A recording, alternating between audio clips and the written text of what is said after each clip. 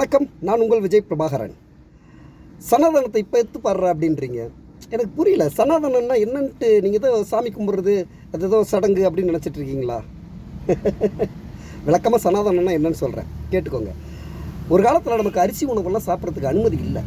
கேழ்வரகு, கேப்பை இந்த மாதிரி உணவுகள் தான் சாப்பிட்ணும். அரிசின்றது கனவு மாதிரி அரிசி உணவு. இன்றைக்கி எல்லாருமே நம்ம அரிசி சாப்பிட்றோம், ஃபாஸ்ட் ஃபுட்டு சாப்பிட்றோம், ஏன் பீஸா பர்கர் வெளிநாட்டு உணவு கூட சாப்பிட்றோம். உணவு சுதந்திரம் இல்லாமல் இருந்த காலகட்டத்தில் போராடி பெற்று தந்தது சனாதனத்தை உணவில் எதிர்த்தோம். இப்போ நீங்கள் சாப்பிட்றீங்கள, அதை விட்டு திருப்பி பழைய படிப்போங்க.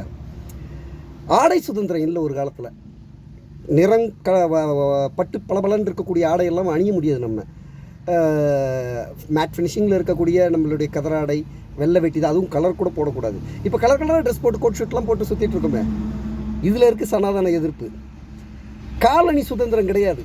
காலில் செருப்பு போடக்கூடாது. புரியுதுங்களா? இன்றைக்கி நம்ம ஷூ எல்லாமே போடுறோம். ஸ்போர்ட்ஸ் ஷூ, ரேபன் ஷூ அதுன்ட்டு எல்லாம் பிராண்டடாக வாங்கி போடுறோம். கழட்டி போட்டுருங்க சனாதனத்தை ஆதரிக்கும் போது. இதில் இருக்குது சனாதன எதிர்ப்பு. குடிநீர் சுதந்திரம் இல்லை. எல்லோரும் பொது கிணத்துல போய்ட்டு குடிச்சிட முடியாது. தண்ணி இப்போ உயர் சாதியினர் கிணத்துல போய் தண்ணி குடிச்சிட முடியாது. நமக்குன்னு ஒதுக்குவாங்க எங்கேயாவது ஒரு இடத்துல, அதை தான் குடிக்கணும். அதில் தான் எல்லாமே. இன்றைக்கி நம்ம அப்படியா இருக்கோம். இதில் இருக்குது சனாதன எதிர்ப்பு. கல்வி சுதந்திரம் கிடையாது ஒரு காலத்தில். இன்றைக்கி எல்லாருமே படித்து டாக்டர், இன்ஜினியர்ன்ட்டு எல்லாருமே ஐடின்ட்டு எல்லாம் படித்து மேலே வந்துட்டோம். ஏன் திருப்பி போயிடுங்க, சனாதனத்தை ஆதரிக்கிறேன்னு சொல்லி கல்வியெல்லாம் உங்கள் படித்த டிகிரியெல்லாம் தூக்கி போட்டு போயிடுங்க. முடியாதுல்ல. இதில் இருக்குது சனாதன எதிர்ப்பு. பயண சுதந்திரம் கிடையாது ஒரு காலகட்டத்தில். இன்றைக்கி எல்லோரும் நினச்சா நம்ம எங்கே வேணால் யார் வேணால் பயணம் பண்ணக்கூடிய சுதந்திரம் இருக்குது.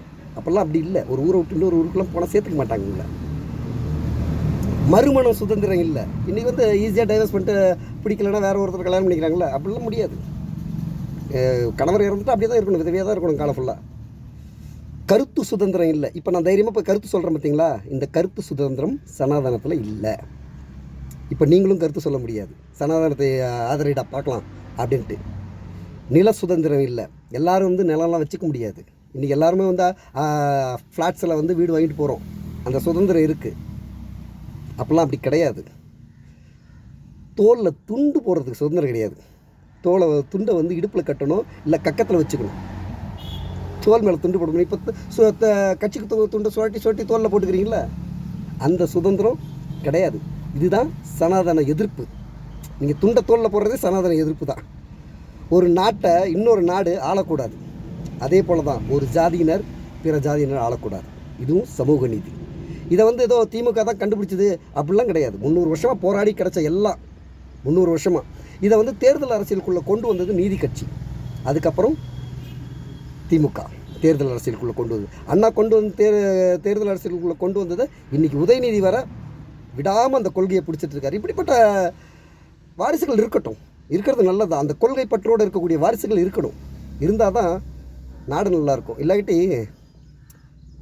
நாடு நாசமாக போயிடும். நீங்கள் ஏதோ சனாதன எதிர்ப்புன்றது ஒரு சொல்லுன்னு நினச்சிட்ருக்கீங்க. அது சொல்லு இல்லை, செயல்.